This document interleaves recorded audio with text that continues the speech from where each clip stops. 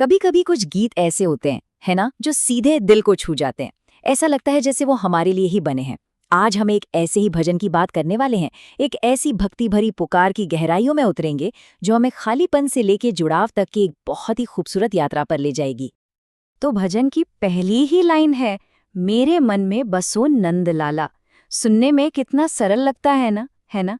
पर यह सिर्फ एक लाइन नहीं है, ये तो एक भक्त का दिल की गहराई से निकला हुआ निवेदन है। और यही एक लाइन पूरे भजन का टोन सेट कर देती है। एक सीधी, सच्ची, दिल से निकली पुकार। तो चलिए सबसे पहले इसी पुकार को समझते हैं। दिल से निकली इस आवाज के पीछे की वजह क्या है? आखिर भक्त के मन में ऐसी क्या यॉर्निंग, ऐसी क्या लालसा है?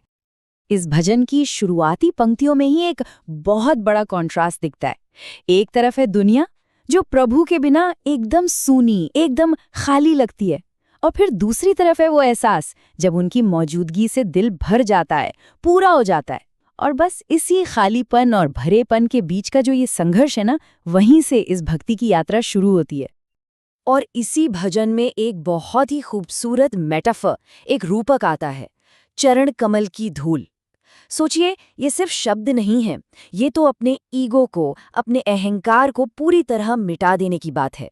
एक ऐसा भाव जहां भक्त खुद को प्रभु के कमल जैसे चरणों की धूल से भी छोटा मानता है, मतलब पूरी तरह से सरेंडर कर देना।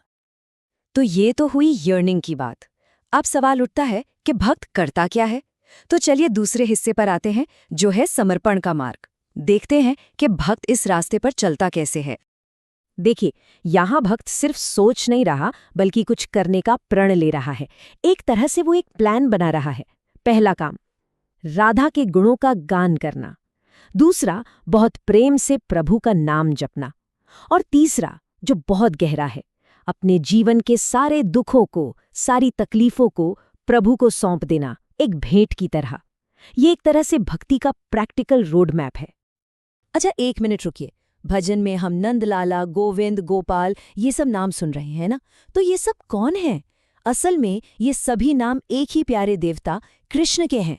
हर नाम उनके एक अलग रूप, एक अलग लीला को दिखाता है। चलिए अब तीसरे हिस्से की तरफ बढ़ते हैं। यहाँ हम ये समझने की कोशिश करेंगे कि भक्त को प्रभु में ऐसा क्या खास दिखता है कि वो उन्हें अंधेरे में एक रोशनी की तरह महसूस करता है। और फिर आती हैं ये पंक्तियां जो मेरे हिसाब से इस भजन का दिल है। तुम हो दीप अंधेरों में, तुम ही हो मेरा आधार। कितना पावरफुल है ये। मतलब इस अनिश्चित दुनिया में जहाँ हर तरफ अंधेरा महसूस हो सकता है, वहाँ प्रभु एक दीपक की तरह हैं और वही एकमात्र सहारा है। यहाँ एक और बहुत ही प्यारा कॉन्सेप्ट सामने आता है, मन मंदिर। ये क्या है? ये हमें बताता है कि भक्ति सिर्फ बाहर मंदिरों में या पूजा पाठ में नहीं है। असल भक्ति तो हमारे अंदर होती है, हमारे अपने मन के मंदिर में, एक पवित्र भीतरी जगह। तो इस मन मंदिर में होता क्या है? इसकी पहली खासियत है लगातार ध्यान। भक्त कहता है कि दिन हो या रात, उसका पूरा फोकस, पूरा ध्यान सिर्फ और सिर्फ कान्हा पर है। और यही कंसंट्रेशन, यही एकाग्रता इस अंदर के मंदिर की नींव है। और इस मन मंदिर में राधा जी का रोल बहुत ही खास है। वो प्रेम की ज्योति को जलाए रखती हैं। मतलब अगर कृष्ण ध्यान का केंद्र हैं, तो राधा वो प्रेम की ऊर्जा हैं, वो शक्ति हैं जो उस डिवाइन लव की लौ को हमेशा जलाए रखती है।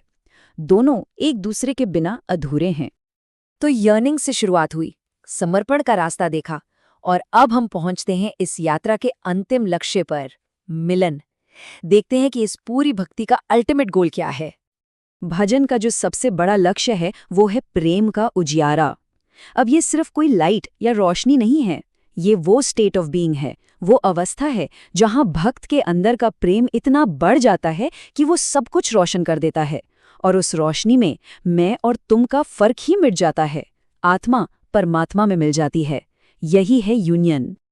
और देखिए भजन का अंत कितनी खूबसूरत प्रार्थना से होता है।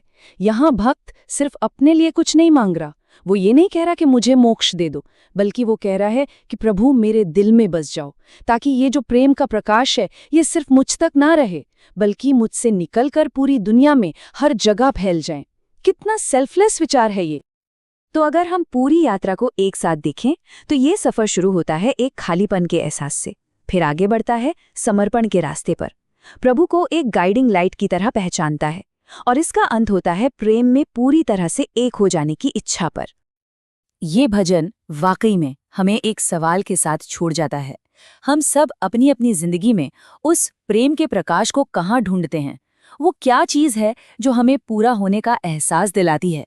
इस पर सोचिएगा जरूर।